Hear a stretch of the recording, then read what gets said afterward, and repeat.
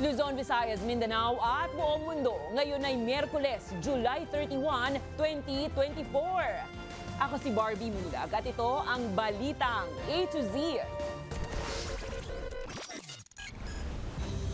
Ang pinakang drug lord dito ay si Charlie Tan, nakapartner ito ni Michael Yang.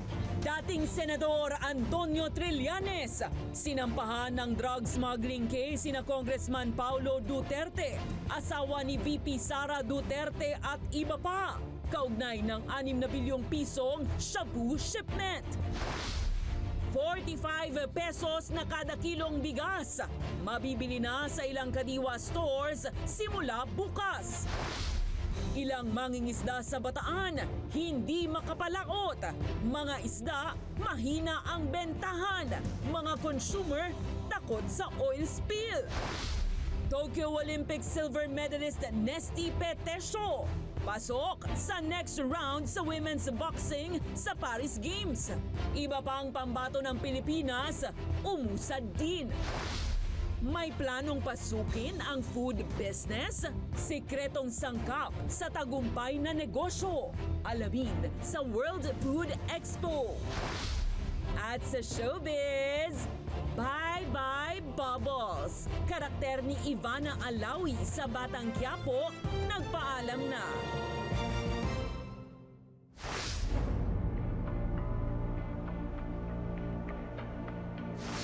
Magandang gabi, pambungad sa ating newscast.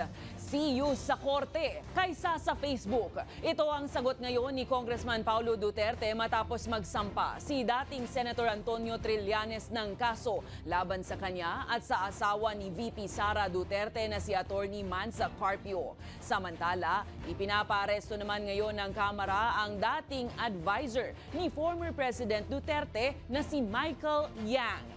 Ang kumpletong detalye sa Balitang A to Z ni Ian Maghanoy.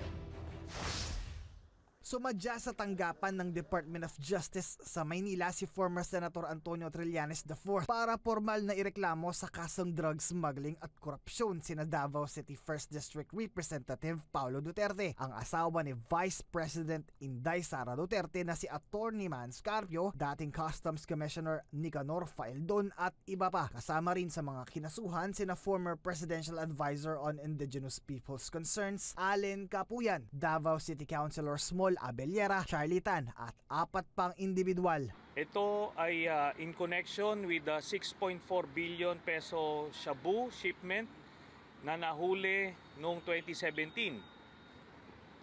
Ang mga nakalap namin na ebidensya ay bunga nung Senate investigations noong 2017 din, pero ito yung mga pinilit na pagtakpan nung Duterte administration nung sila ay nakapwesto pa. Base sa investigasyon ng Senado sa panahon ng Duterte administration, mahigit 600 kilo ng shabu mula China ang ipinasok sa express lane ng customs. Gate ni Trillanes, protektor umano ng drug syndicate ang kapatid at asawa ni VP Sara Duterte.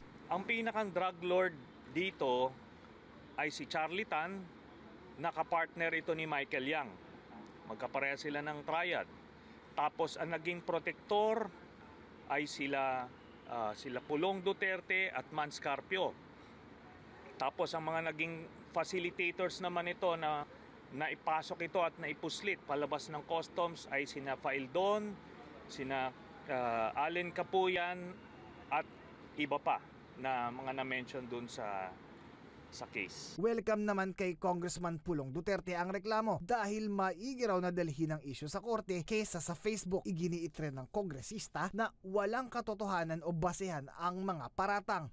Habang wala pa namang sagot ang Office of the Vice President, ang second gentleman, hinggil sa naturang kaso. Kasabay naman ito, pinaaresto na ng House Committee on Dangerous Drugs ang dating Duterte advisor na si Michael Yang. Ito'y dahil sa hindi pagsipot sa mga pagdinig ukol sa umunoy pagkakasangkot sa 3.6 billion pesos na shabu na nasabat sa Mexico, Pampanga ng nakaraang taon. Gayunpaman, base sa impormasyon ni Surigao del Norte Representative Ace Barbers, nasa Dubai na si Yang. We will have to provide an information to the immigration and the DFA, so that the DFA and our immigration can likewise alarm other countries about the arrest order namin inisyu dito sa House of Representatives. Bukod sa umunoy pagkakasangkot sa illegal drug trade sa Pilipinas, una na ring nasangkot siyang sa Pharmally scandal ng Duterte administration.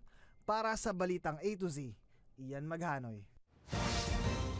Pumirma na nitong Martes ang 22 mga senador sa Senate Resolution 1096 na siyang nagre-rekomenda sa pansamantalang pagsususpindi sa PUV Modernization Program ng pamahalaan.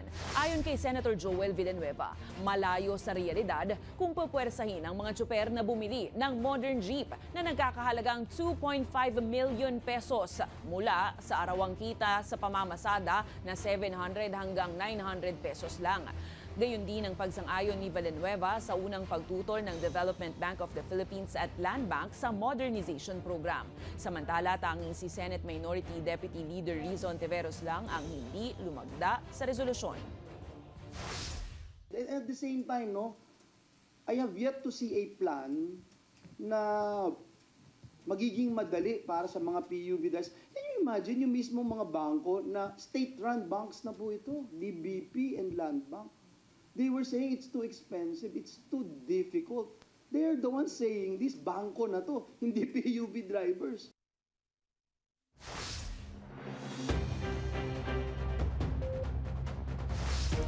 Sisimulan na ng Department of Agriculture sa Huwebes, August 1, ang pagtitinda ng tig 45 pesos kada kilo na bigas sa ilalim ng Rice for All program ng ahensya.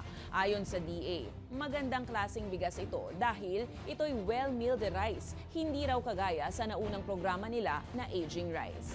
May balitang A to Z, si Ace Cruz. No choice si Nanay Fe kung hindi bumili ng tig 60 pesos kada kilo ng bigas dahil ayaw niya masakripisyo ang kalidad ng ipakakain sa pamilya. Pero kung may mas mura at magandang kalidad ng bigas sa merkado, yun anyang bibilhin. Nitong araw, inanunsyo ng Department of Agriculture o DA ang Rice for All program na tig 45 pesos kada kilong bigas. Malaking tulong na rin yun. Kumpara mo doon sa 60 pesos or 59 na kilo ng bigas. Pwede mo nang pagkasyahin yung mga ganong. Sisimulan sa August 1, Huwebes, ang pagbebenta ng 45 pesos per kilong bigas sa 4 na kadiwa sites kabilang ang FTI sa Taguig City, Caloocan, Malabon at Bureau of Plant and Industry sa Quezon City. 25 kilos ng bigas ang maximum na pwedeng bilhin ng bawat customer. Isa to sa mga hakbangin ng ating pamahalaan na mapababa yung epekto ng food items sa inflation natin. So mapababa yung mga presyo. And of course, mahila nito yung presyo rin sa pamilihan. Ang bigas natin ay commercial rice na. Hindi ito NFA. Ang araw ng bentahan ay tuwing Huwebes, Biyernes at Sabado na. Dinepensa naman ng ahensya kung bakit sa 4 na kadiwa sites lang mabibili ang tig 45 pesos na bigas. We also wanted na magkaroon tayo ng critical information on demand, on supply, on logistics, administrative concerns. Kasi nag-a-adjust tayo eventually kagaya nitong P29. Kung saan yung malakas, saan yung dapat ilagay. Sa monitoring sa Kamuning Market sa Quezon City, nasa 52 pesos hanggang lagpas 60 pesos kada kilo pa rin ang presyo ng bigas. Ayaw nilang malugi ng mas malaki. May marami pa silang stock Kaya nagbababa sila kahit pa piso-piso. Dahil marami pa silang stock, baka mapag-iwanan yung lugi silang malaki. Inaasahan naman ng DA na patuloy na bababa ang presyo ng bigas sa mga susunod na buwan dahil sa maayos na galaw ng supply, imported man o lokal. Samantala, bukod sa Rice for All program ng pamahalaan, magpapatuloy pa rin ang pagbebenta ng tig 29 pesos na kada kilong bigas sa 17 kadiwa sites na para sa vulnerable sectors. Para sa Balitang A to Z, Ace Cruz. Suportado ni Chief Presidential Legal Counsel Juan Ponce Enrile ang desisyon ni Pangulong Ferdinand Bongbong Marcos Jr. na ipagbawal ang Philippine Offshore Gaming Operators o POGO sa buong bansa. Ayon kay Enrile, isang money laundering operation ng POGO. Sinabi rin niya na hindi rin niya sukat umanong akalain na magsusulputan ng POGO sa Cagayan Special Economic Zone. Hindi naman direktang sinagot ni Enrile kung kinonsulta ba siya ni PBBM patungkol sa pagbaban sa POGO. Dagdag pa ng dating senador, hindi rin daw pinag-aralan ang Executive Order 13 ni dating Pangulong Rodrigo Duterte o yung pagre-regulate at pagbibigay ng lisensya sa mga POGO sa bansa. Pogo is a money laundering operation. He did not study it well. My God, Pogo was banned by Cambodia, banned by many countries in Central Asia, and we adopted it here. And why is it that until now, you have Pogos in Banban and Porac, and without PAGCOR being able to control them? Is that a wise decision, wise activity? Kinumpirma ng Malacanang na nagbitiw na sa pwesto si Trade Secretary Alfredo Pascual. Sa anunsyo ng Presidential Communications Office, personal na tinanggap ni Pangulong Bongbong Marcos Jr. ang resignation ni Pascual at nagpasalamat sa naging serbisyo nito. Naghahanap na ngayon ang pamahalaang Marcos Jr. ng kanyang kapalit. Epektibo sa August 2 ang resignation ni Pascual. Siya ang ikatlong kalihim na umalis sa gabinete ni PBBM ngayong taon, kasunod ng pagbibitiw ni Benjamin Jocno bilang Finance Chief at ni VP Sara Duterte bilang Education Secretary.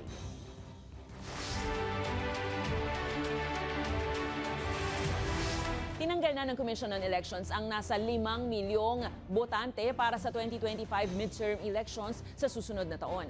Ayon sa komisyon, ito'y matapos hindi makaboto ang mga ito sa dalawang magkasunod na eleksyon.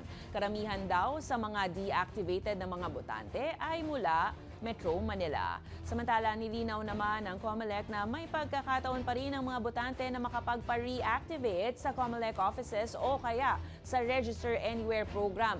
Yan ay bago matapos ang deadline ng registration sa Setyembre.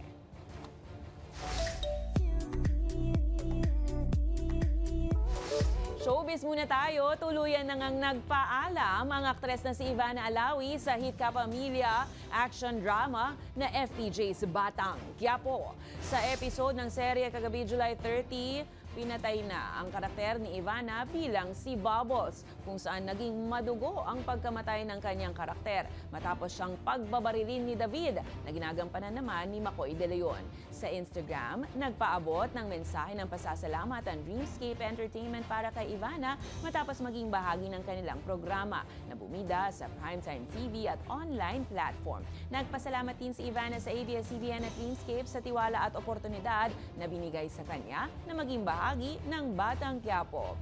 Samantala, nagbigay naman ng pahayag sa social media rin ang manager ni Ivana hinggil sa napapabalitang pag-a-attitude umano ng aktres. Nilinaw ni Perry Lansigan na 3 buwan lang ang kanilang kasunduan, ngunit dahil nag-click ang tambalan ni Ivana at Coco Martin, na-extend ang kanilang taping. Dahilan para hindi nakayanin ng aktres ang schedule at gampanan ang iba pang commitments.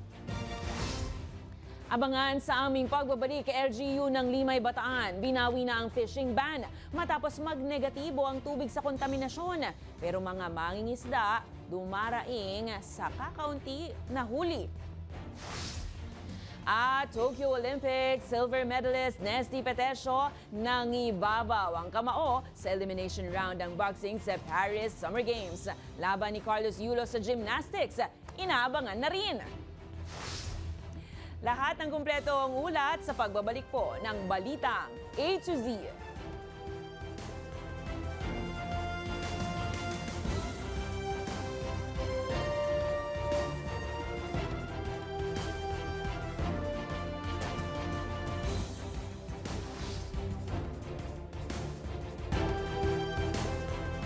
Binawi na ng lokal na pamahalaan ang fishing ban sa mga residente ng Limay, Bataan. Ito'y matapos mag-negatibo sa kontaminasyon ng tubig sa isinagawang water testing ng DOST.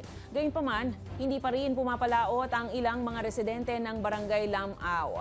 Yan ay dahil kakaunti pa rin ang huli at mahina ang bentahan dahil marami raw ang nangangamba pa rin sa epekto ng oil spill. May balitang A to Z si Kim Salinas. Sa examination nila na patunayan na hindi contaminated yung aming karagatan dito from shore to 4 kilometers. Yan ang inihayag ng alkalde ng bayan ng Limay sa Bataan sa mga mangingisda na sabik ng makapalaot ilang araw matapos maganap ang oil spill sa karagatan. Negatibo ang tubig sa pagkakontamina matapos ang isinagawang water testing ng DOST. Dahil dito, binawi na ng lokal na pamahalaan ng fishing ban sa kanilang bayan. Hudyat na maaari ng makapangisda ang marami. Naselyuhan na rin daw kasi ang mga bulb ng MT Terra Nova. Noong Monday, full na nung hanggang gabi. Nasara na lahat ng 24 bulbs. Pero hanggang kapon, sinasara pa, double check. At saka mas dinadagdagan ang cover na ginagawa. Natutuwa ang mga residente ng Barangay Lamao dahil walang oil spill sa pangpang ng kanilang tabing dagat, pero ang kanilang suliranin na kinakaharap ngayon sa 5 oras na pagpalaot, ganito lamang karami ang kanilang nahuli. At dagdag pa na problema nila, hindi ito mabili sa merkado dahil sa usap-usapan na lasang langis umano ang kanilang mga isdang nahuhuli. Mahirap po kasi tulad nga po yun, nangingisda yung asawa ko. Yung nahuhuli niya, pinapang-ulam na lang po kasi hindi naman po mabebenta dahil hindi na rin naman po mabibili. Pahirapan daw ang kitaan ngayon. Dati-rati, madali na ang 1,000 piso kada araw. Ngayon, hindi pa makabuo kahit man lang 500 piso. Ayun po yung namin, financial. Kasi syempre tulad ko po, kailangan po ng gatas, diaper. Ang hirap po eh. Kumbaga makakabili man ako ng diaper pa isa-isa lang. Hindi tulad ng talagang biglaang bili. Wala namang magawa ang iba kundi maghanap ng ibang mapagkakakitaan. Gumagawa po ako ng bangka sa ngayon kasi hindi naman ako makapangisda. Kaya gumagawa ako ng bangka para sa pambuhay sa pamilya.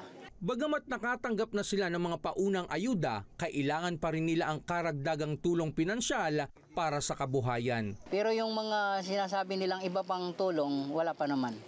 Kasi nakakabalita pa lang naman kami. Sana naman kung maaari lang, magbigay sana sila ng konting pinansyal para naman makasuporta. Kaya naman, panawagan ng lokal na pamahalaan na nanawagan din kami sa ating national government na sana mapabilis yung suporta na may bibigay sa aming mga mamamayan dito sa bayan ng Limay. Para sa Balitang A to Z, Kim Salinas. Pinag-aaralan ni Senator JV Ejercito na pababain sa 4% ang kasalukuyang 5% na monthly premium contribution ng mga benepisaryo ng PhilHealth. Ayon sa senador, kailangan daw babaan ang naturang PhilHealth contribution nang sa gayon ay makatulong sa marami at muling makaahon ng publiko mula sa naging epekto ng nagdaang pandemya. Pababain ang naturang kontribusyon sa pamamagitan ng pag-aamyenda sa Universal Health Care Law na siyang ipinasa naman ni Senator Ralph Recto at siya namang inisponsoran ni Ejercito noong 2019. Sa isang Senate inquiry, sinabi ng PhilHealth na may 90 billion pesos pa na sobrang pondo ang hindi na maaaring maisauli pa sa Bureau of Treasury dahil ito ay naging parte na ng insurance pay ng mga benepisaryo. Adjust the premium rates. 5% na siya ngayon kasi umakit din from 3, 3.5, 4, 4.5, 5 na siya ngayon. Ibabalik na natin siya sa 4% to give chance for everyone, especially mga employees and everybody, to recover. Kasi iba nagre-recover pa rin naman sa pandemic.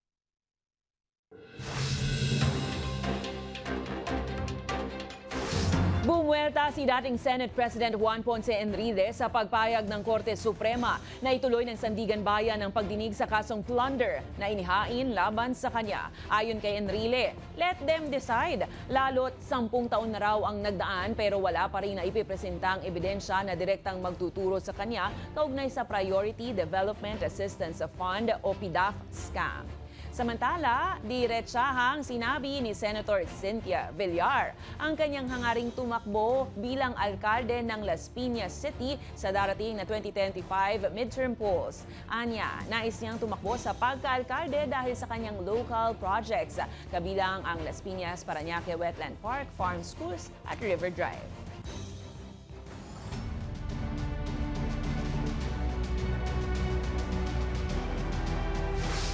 Tuloy ang laban ni Tokyo Olympic silver medalists Nesty Petesio at Carlo Paalam matapos mangibabaw ang kanilang mga kamao sa elimination rounds ng boxing sa Paris Olympics. Habang malaki pa rin ang pasasalamat ni Tokyo Olympics bronze medalist Yumir Marshall at first Vovinam gold medalist Hergy Bacyadan kahit hindi na sila uusad sa susunod na round. Yan at ang iba pang latest mula sa Paris Olympics sa Balitang A to Z ni Naomi Almohano. Height doesn't matter. Iyan ang pinatunayan ng Pinay boxer at Tokyo Olympics silver medalist Nesty Pitesio sa kanyang laban sa Indian boxer na may tangkad na 5'9". Nanaigang malakas na kamao, maagap na head movement at mabilis na footwork ni Pitesio dahilan para manalo siya via unanimous decision sa round of 32 ng women's boxing 57 kg division. Aabante na sa round of 16 ng kompetisyon si Pitesio kung saan kanyang makakalaban ng pambato ng France sa darating na Sabado. Hindi pa rin magpapaalam sa Paris Games si Carlo Paalam matapos siyang magwagi kontra Ireland sa round of 16 ng men's boxing 57 kg division. Dahil dyan, malaki pa rin ang tsansa ni Paalam na makapag-uwi ng medalya para sa bansa. No regrets naman si Tokyo Olympics bronze medalist Yumir Marshall matapos ang kanyang maagang exit sa Paris Games laban sa Uzbekistan boxer sa men's 80 kg boxing duel. Sa kanyang Facebook post, pinasalamatan niya ang lahat ng sumuporta at sumama sa kanyang laban at sinabing hindi pa ito ang katapusan ng kanyang boxing journey. Hindi na rin didiretso pa sa susunod na laban ng women's boxing 75 kg si Vovinam gold medalist Hergy Bacyadan. Bigo si Hergy na mapataob ang panlaban ng China na nagwagi via unanimous decision. Bagaman nasa 15th place at bigong makapasok sa finals, record-breaking pa rin ang naging laban ni Pinay swimmer Kyla Sanchez nang matapos niya ang semifinals ng women's 100-meter freestyle sa oras na 54.21 seconds. Ito na kasi ang pinakamabilis na record sa kategorya ng Philippine women's 100-meter freestyle swimming. Samantala, kabado pero excited na ang buong Pilipinas sa laban ni Carlos Yulo sa finals ng Men's Artistic Gymnastics Individual All-Around ngayong Miyerkules, 11:30 ng gabi, Philippine Time. Umaasa ang buong bayan na masusungkit ni Yulo ang unang medalya ng bansa sa Paris Games. Para sa Balitang A to Z, Naomi Almojano. Susunod sa ating Diskarteng Pinoy segment, tikiman na! Let's go to the World Food Expo. Alamin ang mga tip para sa successful food business. Manatiling nakatutok, kayo ay nanonood ng Balitang A to Z.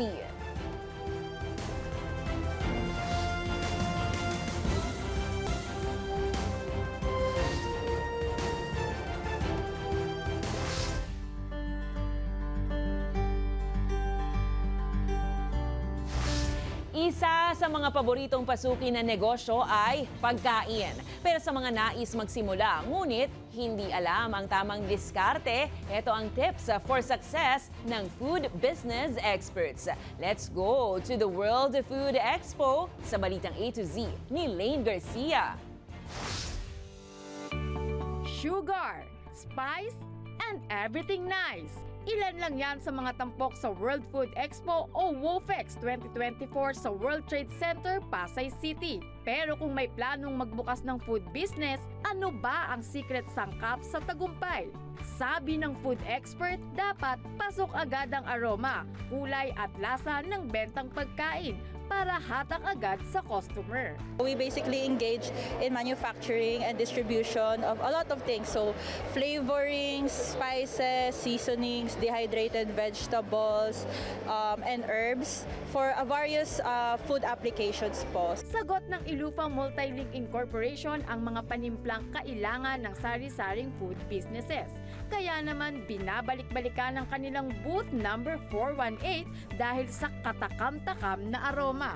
More. So practically what you see po sa mga hotels, sa mga restaurants, sa mga milk tea shops, coffee shops, 'di ba? Elufa is basically theirs. Sa pang-baking, mabenta ang kanilang ube flavor powder. Perfect na perfect for ube lovers like me. Sila ang supplier ng ilang malalaking kumpanya, mapa supermarket, restaurants at bake shops. Ang nasa likod ng kumpanyang ito, si Gregoria Suyat. Dati siyang empleyado sa isang manufacturing company hanggang naisipan niyang magsarili ng negosyo. Dumating ako sa point na I feel like I was burnt out. Ito na yung naisip ko because this has been my expertise already. I've been in the industry for almost 30 years.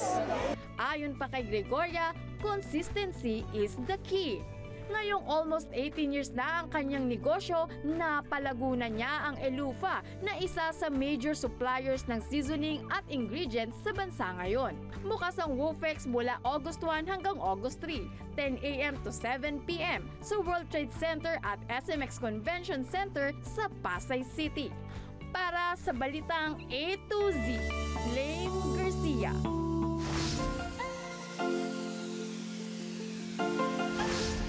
Pinatunayan ng isang guro sa Batanes na ang kanyang tungkulin ay hindi lamang sa loob ng silid-aralan. Natitiyak ko maging kayo ay mapapabilib dahil maging flagpole para lang matuloy ang unang araw ng class flag ceremony ay inakyat ni teacher. Maki-GV tayo.